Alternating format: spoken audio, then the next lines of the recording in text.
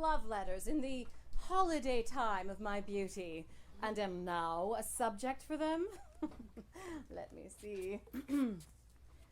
Ask me no reason why I love you, for though love use reason for his physician, he admits him not for his counselor. You are not young. Oh.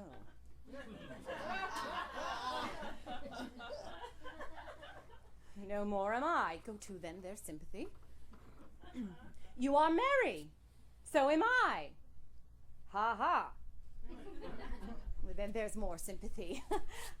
You love sack, and so do I. Would you desire better sympathy? Let it suffice thee, Mistress Page, at the least, if the love of a soldier can suffice, that I love thee. I will not say pity me, 'tis not a soldier-like phrase, but I say love me. By me, thine own true knight, by day or night, or any kind of light, with all his might, for thee to fight. John Falstaff. Falstaff! Oh! What the what? The first time I heard Shakespeare's words, I was 9 years old and sitting under the stars of the Colorado Shakespeare Festival. And I remember it perfectly. The stars twinkling, the pine trees stretching spiny fingers towards a full moon that was shining on the Rockies. The crowd humming with excitement and looking at a stage that was lit up and glowing.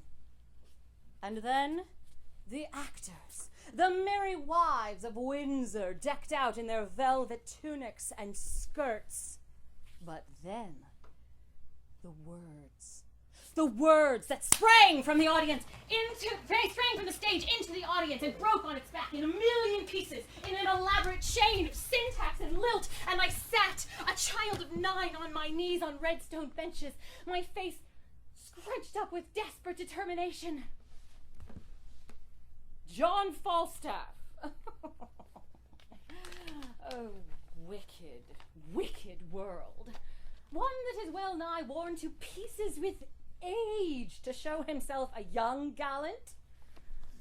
What an unwaged behaviour hath this Flemish drunkard picked, with the devil's name, out of my conversation, that he dare in this manner assay me.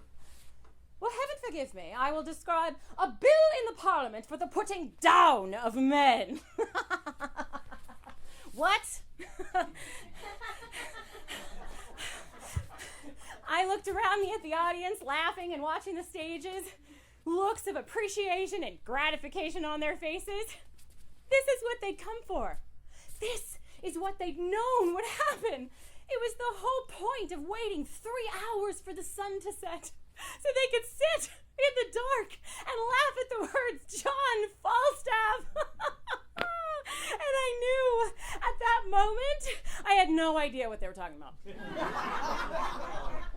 It sounded like English, but only when the occasional recognizable word would pass me by, like and,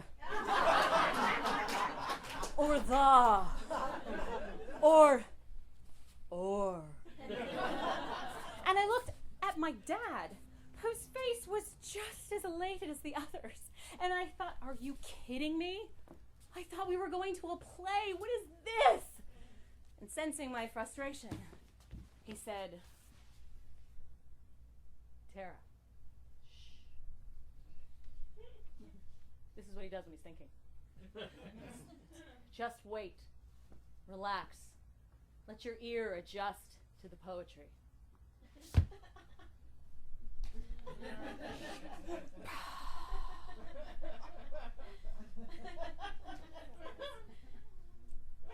But then, as if slipping on the secret decoder ring from the bottom of the cereal box, it happened. And I was sucked into the language, and I could understand it. And it was wonderful. Oh, I will exhibit a bill in the Parliament for the putting down of men. How shall I be revenged on him? For revenged I will be, as sure as his guts are made of puddings.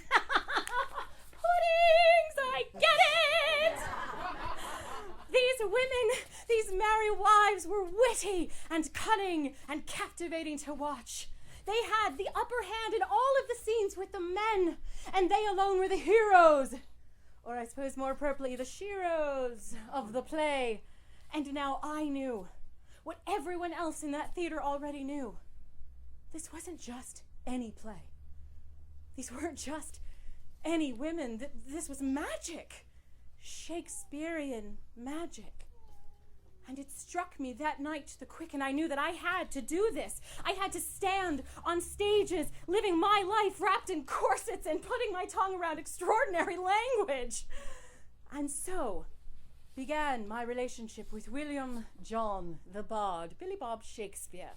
And it has been one of the longest and the most fulfilling of my life. Ours is a love based on history and comedy and poetry and tragedy and romance. The man has killed me as many times as he has loved me. And unlike the kid at Starbucks who insists on calling me Tara, I know that my Shakespeare will be there for me each and every time I reach for him on the shelf.